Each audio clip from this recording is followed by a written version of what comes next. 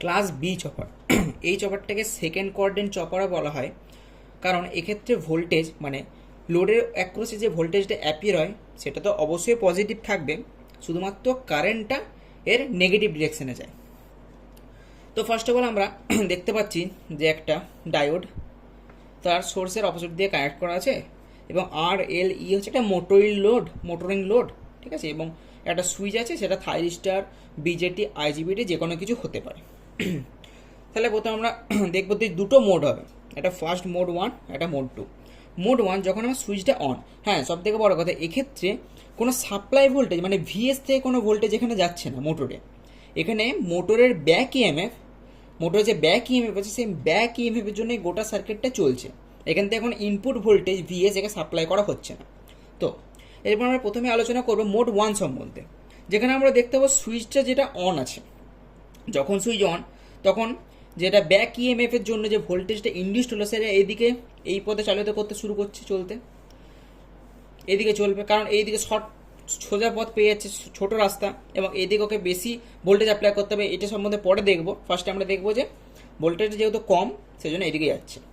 এবং inductor nature আমরা জানি যে গ্র্যাজুয়ালি ইনক্রিজ করে, ইনস্ট্যান্টানিয়াস ইনক্রিজকে বাধা দেয়, সেই জন্য দেখতে হচ্ছে এটা গ্র্যাজুয়ালি ইনক্রিজ করছে, না এটা স্ট্রেট হয়ে যেত, এরকম স্ট্রেট ইনক্রিজ হতো, সেটা হয়নি, এটা গ্র্যাজুয়ালি ইনক্রিজ করছে। এই গ্রাফটা পরে দেখছি। আচ্ছা যাই হোক, ফার্স্টে কারেন্টের এরকম করে যাচ্ছে, যদিও এটা কারেন্টে যাচ্ছে নেগেটিভ ডিরেকশনে, কারণ সাপ্লাই নেগেটিভ ডিরেকশনে, কারণ সাপ্লাই থেকে কারেন্ট গেলে এইরকম যেত, আমার যাচ্ছে এই দিকে, সাপ্লাইটাকে যে করছে ফিড, সেই কারণের জন্য আমার কারেন্টের ডিরেকশনটা অলওয়েজ হচ্ছে নেগেটিভ।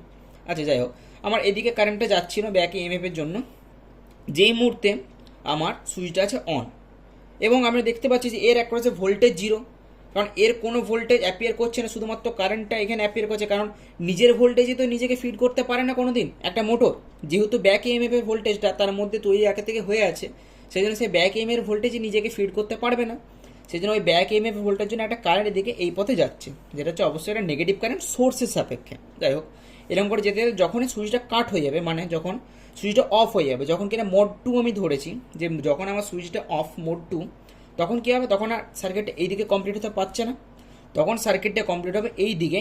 এবার কেসটা হচ্ছে প্রথমে ইন্ডাক্টরটার দিকে যাচ্ছিল, তার মানে ইন্ডাক্টরটা এখানে চার্জ হচ্ছিল, এরপর যখন আমার দিকে মানে ভোল্টেজটা কাট আউট হয়ে গেলো, এদিক দিয়ে আমার যেতে পারছে না, তখন ইন্ডাক্টরটা সুইচ করছে, মানে এদিকে প্লাস এদিকে মাইনাস, সেই জন্য ভোল্টেজটার সাথে এই ব্যাক ইএমএফ ভোল্টেজের সাথে ইন্ডাক্টরের ভোল্টেজটা অ্যাড হয়ে যাচ্ছে, এবং দুজনে মিলে এই সোর্স ভোল্টেজকে ফিডব্যাক করছে, এবং এই দুটো মিলে সোর্স ভোল্টেজকে ওভারকাম করে বা তার ইকুয়াল হয়ে এই পথে চালিত হচ্ছে। এবার যেহেতু আমরা জানি যে ইন্ডাক্টরের প্রপার্টি হচ্ছে যে গ্র্যাজুয়ালি ডিক্রিজ করবে, সেই জন্য এটা গ্র্যাজুয়ালি ডিক্রিজ করছে, এরকম করে যাচ্ছে এবং গ্র্যাজুয়ালি ডিক্রিজ করছে, এবং এটা ততক্ষণই পর্যন্ত যাবে যতক্ষণে টোটালি জিরো হচ্ছে। যাই হোক, এবার এটা কমপ্লিটলি যেতে যেতে এক্ষেত্রে আমি দেখতে পাচ্ছি ভোল্টেজ যেটা সেটা ভিএস এর সমান হয়ে গেছে, যেহেতু আমি ভোল্টেজটাকে ফিট করছি, সেই জন্য এই সোর্সের সাপেক্ষে ভোল্টেজটা ভিএস ধরলাম।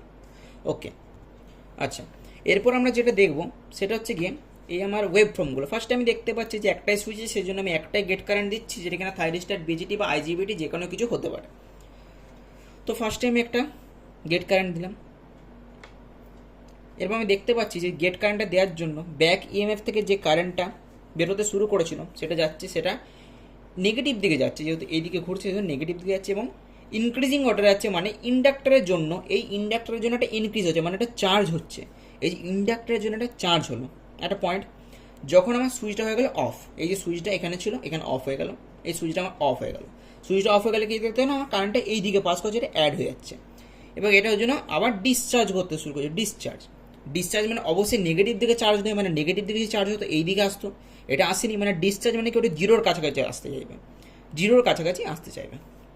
এবার জিরোর কাছাকাছি আসছে ক্রমণে, এবার জিরোর কাছাকাছি আসতে গিয়ে একটা পয়েন্টে সেটা বন্ধ হয়ে গেল, কারণ আমার সুইচটা আবার ট্রিগার করে দেওয়া হয়েছে, এই যে আইজি দিয়ে আবার ট্রিগার করে দেওয়ার জন্য এই পয়েন্টে এসে হয়ে গেল স্টপ। এটা যদি এটা কোনোদিন জিরো পয়েন্টে ঠেকবে না, একটা একটুখানি জিরোর থেকে উপরে ভ্যালু অলওয়েজ হোল্ড করে রাখে।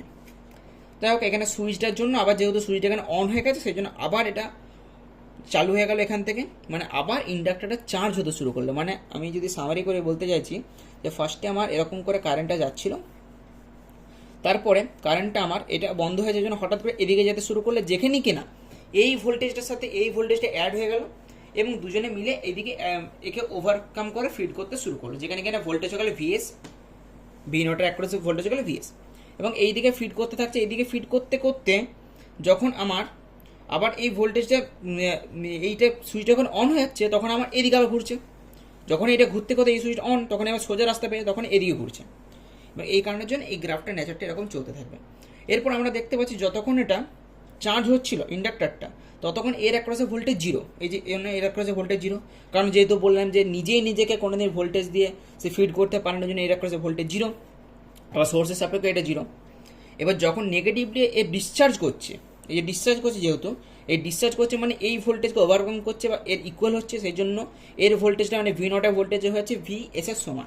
এই জন্য আমরা দেখতে পাচ্ছি ভি নটের ভোল্টেজটা হয়ে যাচ্ছে ভি এস এর সমান।